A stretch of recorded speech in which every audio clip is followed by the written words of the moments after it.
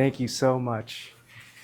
Today we're going to be talking about feel-good productivity. It's a very popular book that's circulating online. I've been learning a little bit more about how to do a little bit of self-improvement.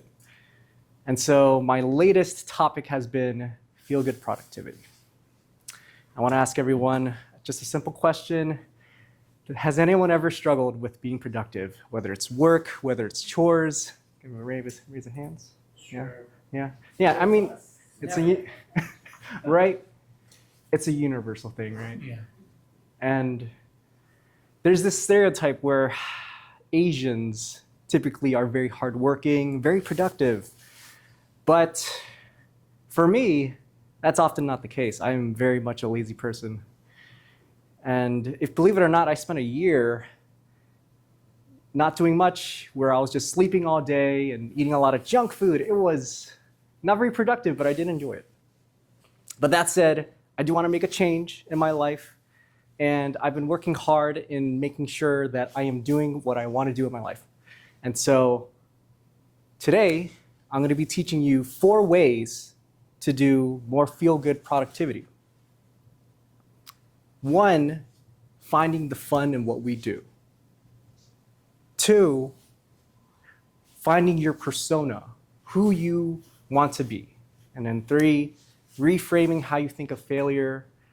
And then 4, finding the next tiny action step you can make. When it comes to productivity, it seems so peculiar to think about productivity as something that feels good, because for most of my life, and especially because I come from a very Asian background, discipline has always been the thing you want to have. You got to power through things. You want to work hard.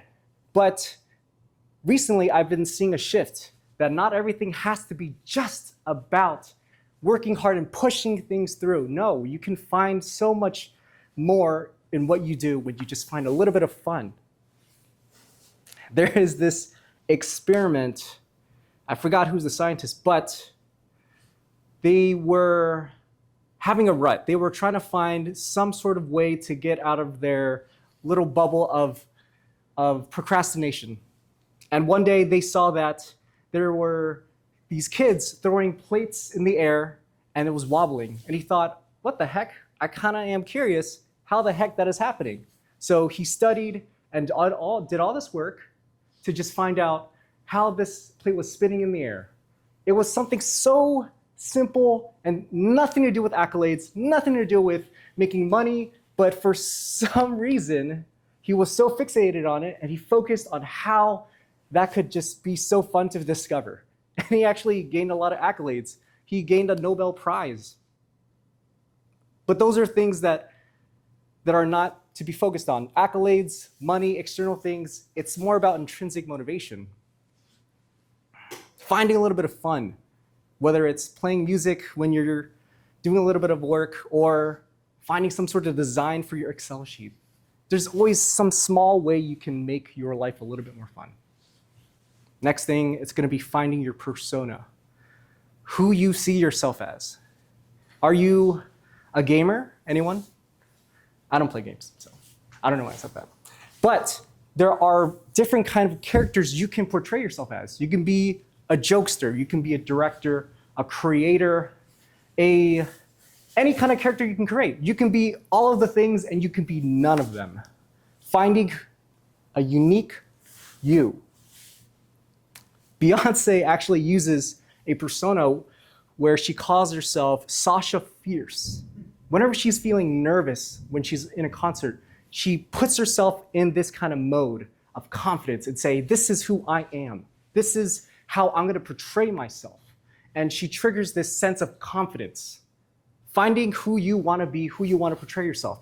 You don't have to be fake. You don't have to be this person who's uppity, confident all the time. You can be quiet, reserved, but still very brave in what you do, right? Because being authentic is so important.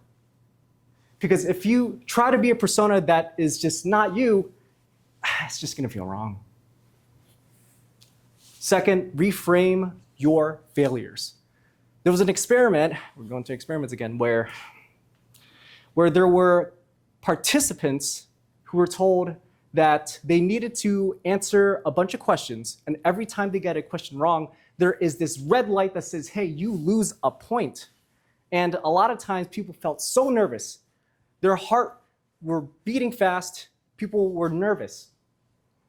But when people were taking a different kind of test, where instead of saying, hey, you are losing points, there's this red flashing button, no. Instead of that, they're seeing this green light that says, hey, you're gaining EXP points, experience points.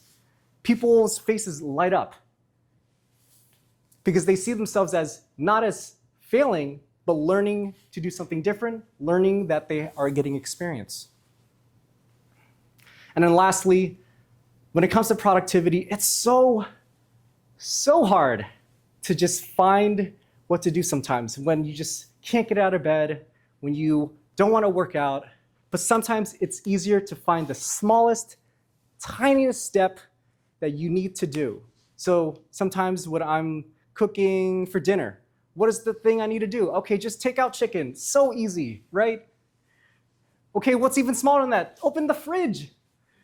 Finding something small. So in summary, when it comes to productivity, you got to find what's fun for you. You got to find your persona. Reframe your failures. Find the next tiny action step. Thank you so much. Wow, very good speech. I spat a lot, I'm so sorry. It's okay, it'll clean it eventually. Yeah.